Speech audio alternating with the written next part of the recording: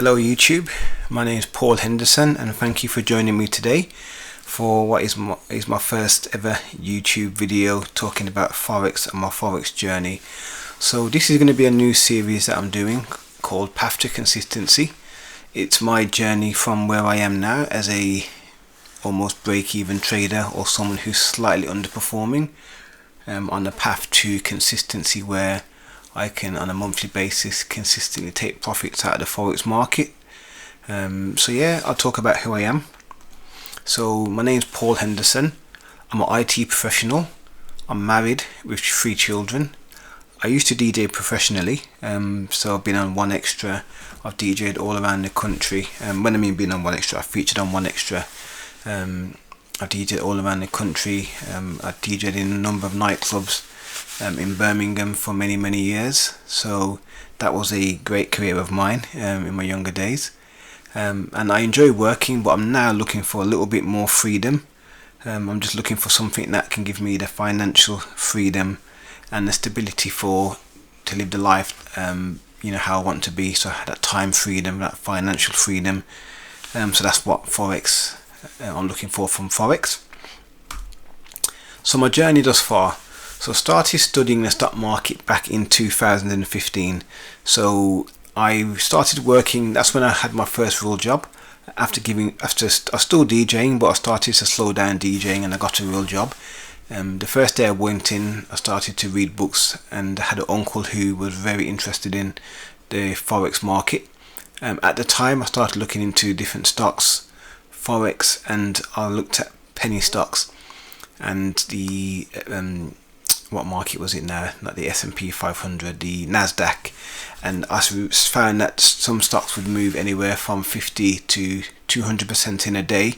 So I started looking at that market, and I opened an account in 2016, and probably after about 3 to 4 weeks I probably lost half of it and I closed the account, and then I've just been studying ever since. So I also opened a Forex account in 2016, and I remember making 50% on a trade when Brexit was not Brexit, wasn't it? Yes, it was Brexit, when we announced that we were going to leave the EU and the pound dropped.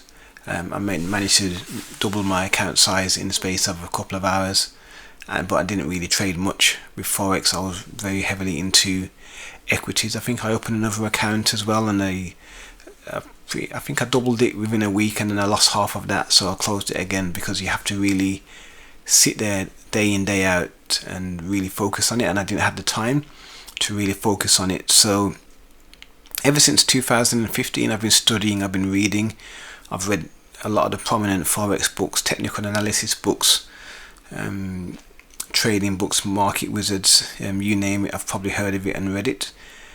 And I started taking Forex somewhat serious in 2018, and the reason why I say that was because at that point it's been a couple of years since I've been looking at the market. I've been in and out, and the problem that I had was I had a really good job, so I was earning very good money, so it didn't make me as hungry as I wanted to be, so I didn't really take it that serious because I had the lifestyle that I desired, and my wife also had a really good job. So between the two of us, our household income was very good. So I kind of took my eye off the ball. And it's only in 2018 I thought, let me really start to knuckle down, because while I am in a good job, I didn't feel confident, and I wanted some long-term financial security, and I wanted to start building some wealth, and for that freedom. So that's where I was in 2018. So today I'm not far from consistency, so I started to take it a little bit more seriously. I started to knuckle down on Forex in 2018. I opened an account, a proper account, in 2018 with a broker. I won't name the broker, but I didn't find the broker consistent, and I found they used to manipulate my account. So in terms of manipulation, I wasn't able to have the amount of stop loss that I wanted to. So for example, if I wanted to have a wider stop, they wouldn't allow me to have a small stop. I had to have it a certain way, and it's only when I called them up and asked them what's going on, they managed to change it. So I thought, this is weird. So basically they were setting me up to lose, and I was at break even at the point. I think I lost 10%, and I grew my account back to not far from where I started. So I wasn't far off. So I've been trading whilst working full time. Also being a husband and a father, that also takes a lot of time and effort. So I've been trying to find a lot of consistency with my process, and the main thing for me is trying to build trading around my lifestyle, so that when I do trade, I want time freedom, I want financial freedom, and I don't want to become a full-time trader and then have to sit at the charts for like 5 to 10 hours a day, because that will almost defeat the objective. I want to be able to put I can see I've made a spelling mistake there, but I want to be able to put time and effort into the market, but I want to be able to spend 1 to 2 hours a day at the charts maximum and let my trades play out. Because as you know, with trading, you can sit at the charts all day every day and really get bored, and that's when you start to make mistakes, which is one thing I've done in the past. So yeah, I'm trying to find consistency right now. So let's talk about my barriers to success and why I'm not consistent, why I'm still at the break even, or slowly have a slow leak where I'm slowly leaking money. So the first barrier to success, I would say, is me. I would say 9 times out of 10, if a trader's not doing well, it's usually down to the person. It's usually your personality, or you're usually not doing something right, or basically it's me. I know I'm the reason why I'm not consistent yet. So there's many different factors. So lack of back testing.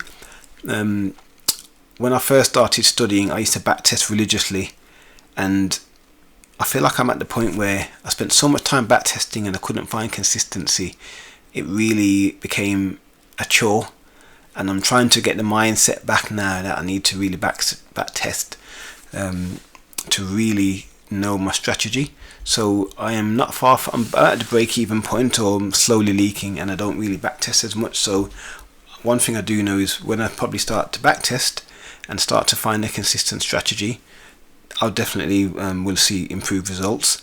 No consistent strategy, so I don't really have a strategy. There's a couple of, I've done some advanced self-review recently, and I found that I was taking a lot of reversal trades, and they were the trades that I kept losing the most. So they would be trying to find reversal points in the market, going against the grain, and I found that they were most of my losing trades.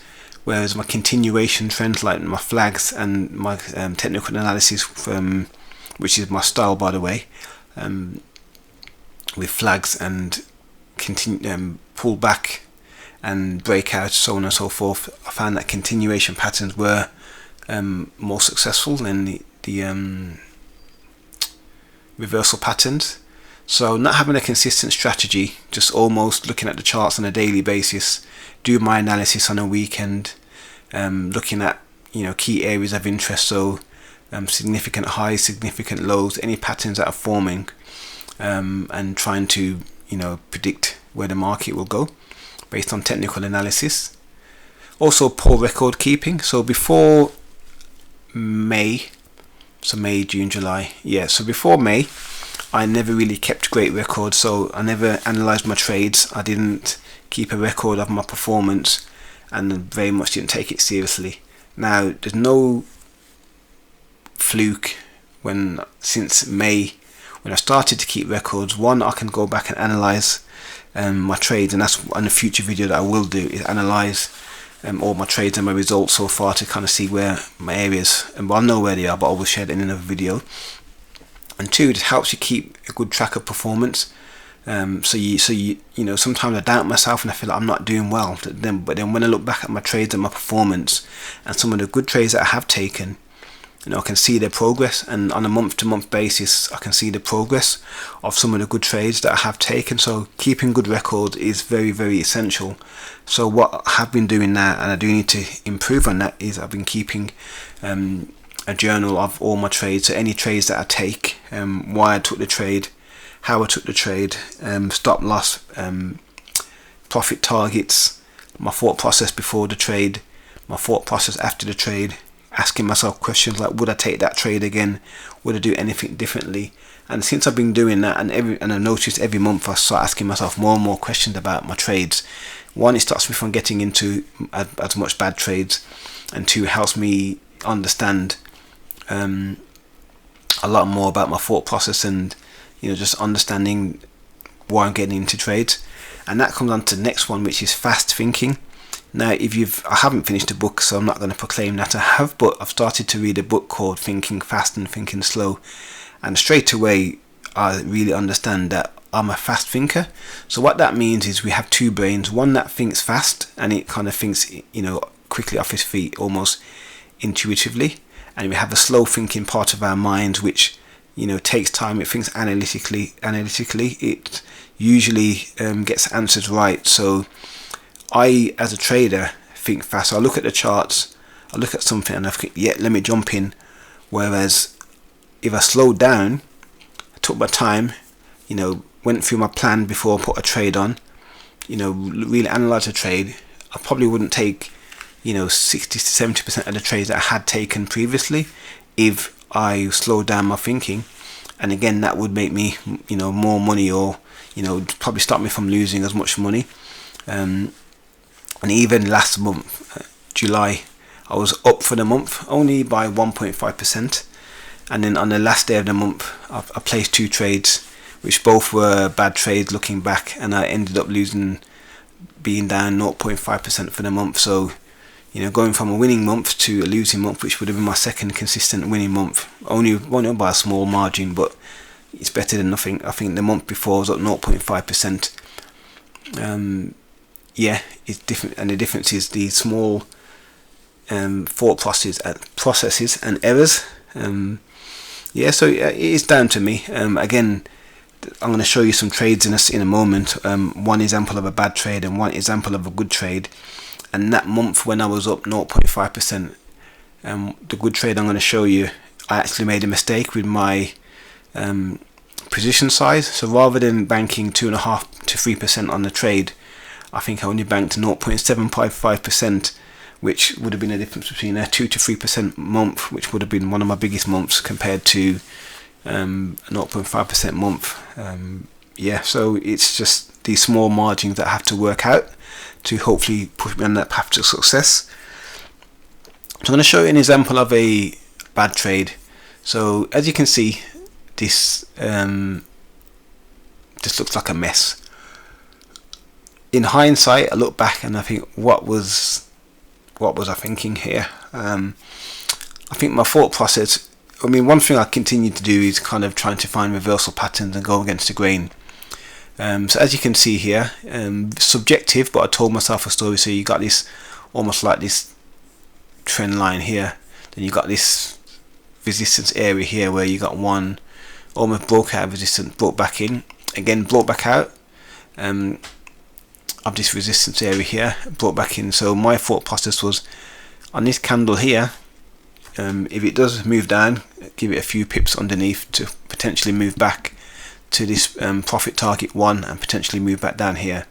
Now this, if it was up here, it would probably make more sense, around the 1.14220 region, but yeah, just doesn't make any sense at all. It's almost like throwing a dart, flipping a coin in a casino, hoping for the best. There's no statistical edge here at all. The market's in a clear uptrend or in a choppy sideways trend, so there's no clear direction, and it literally was a gamble. If I moved this the other way, well, I would have been better off moving this the other way, because as you can see, the momentum is up, high low, almost like a higher low, higher high. So there was no reversal in sight. So definitely a super bad trade that I would never take again. And that's the key thing, recognizing bad trades and knowing that you wouldn't take a trade like this again, or telling yourself you wouldn't take a trade like this again. And this is an example of a good trade. So you can see the structure on this one is a lot cleaner than the previous structure. So you got your first touch here, your second touch around here. It broke above a significant resistance level that I marked out on a chart. Broke above.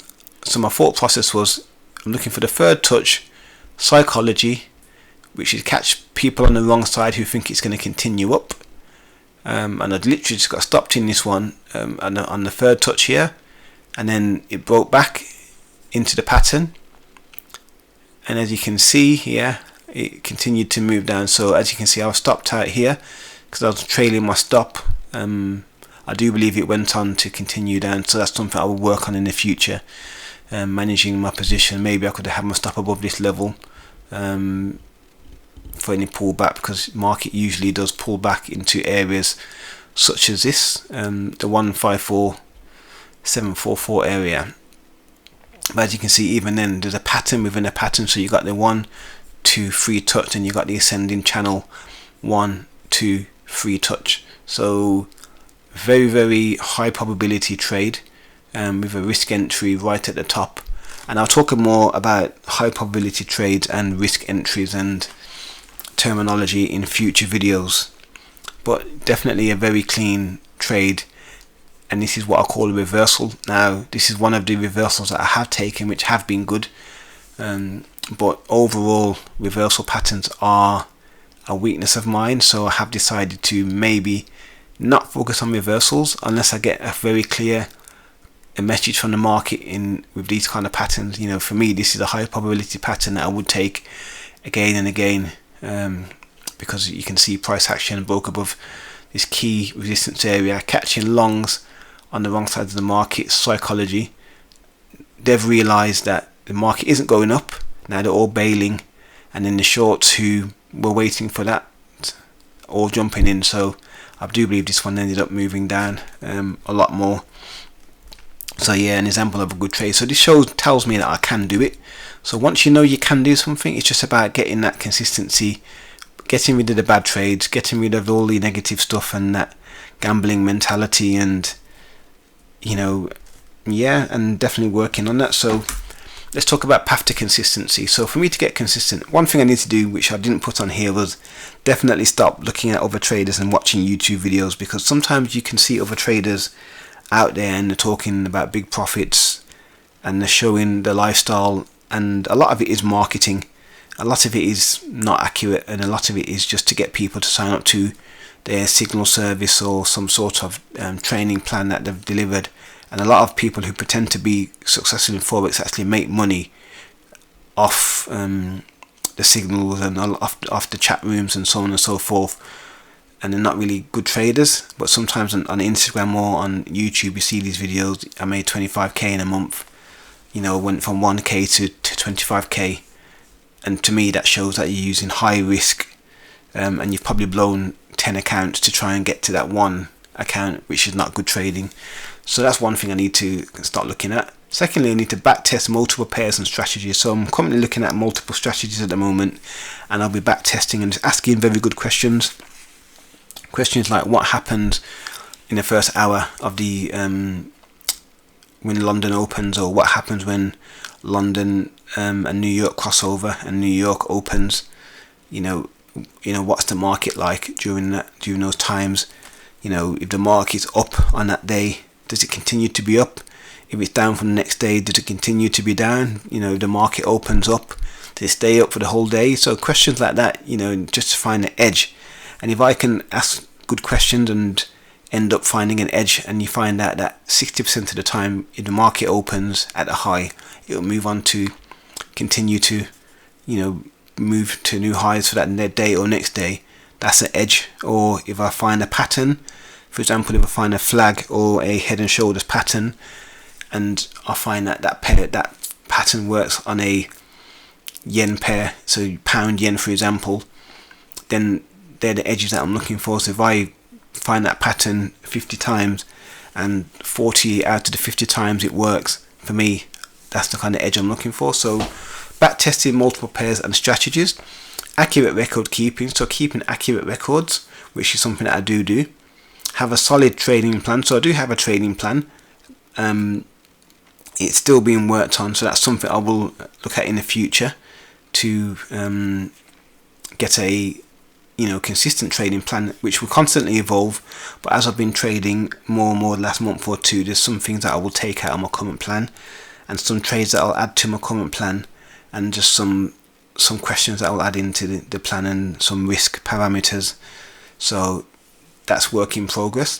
Also, just to be consistent, and when I mean consistent, like consistent with the market, consistent with looking at the market, for example. So being a parent, sometimes having a family and a wife, you can't always spend time at the charts. So just trying to find a consistent process where I can be at the market, be at the charts, and just being consistent with everything that I do. So if I have a strategy, stick to it, be consistent with it, and test it, rather than jump from one plan to another, one strategy to another. Also thinking slower, taking my time to look at trades, taking my time to analyze trades before I get into a trade, making sure that I review my plan, making sure I'm asking myself the right questions, making sure I'm not just jumping into a trade and asking myself, would I take this trade? Asking myself, is this a valid trade before I actually take it? Or is this a non-valid trade? Because in hindsight, you look back and say this was non-valid. But I'm trying to get myself to ask questions like, is this a valid trade or a high probability trade before I even get into it? And if it's not, or have to think about it, then I know what the answer is. Because there are times when I've looked back at a chart and I'm like, I didn't see that. Because you're so quick to try and make money, or you think, you have to put the position on now. Yeah.